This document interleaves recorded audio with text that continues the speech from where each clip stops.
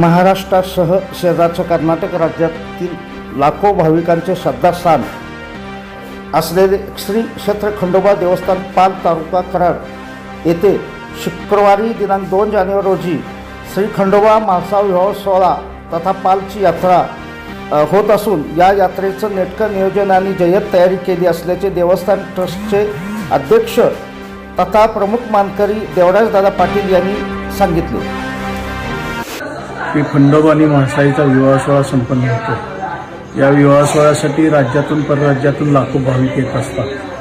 या विवाह सोहळ्याला सातारा, सांगली, कोल्हापूर, पुणे, सोलापूर या जिल्ह्यातील सर्व मानाचे गाडे, शासनकाठ्या, पालख्या ही वराडी मानकरी म्हणून उपस्थित असतात आणि गावातील देवस्थानचा प्रमुख कारखाना मानकरी, 4 पाटील मानकरी इतर सेवेकरी सर्व मानकऱ्यांच्या उपस्थितीत उद्याचा सोहळा हा गोरज मुहूर्तावर संपन्न होत असतो।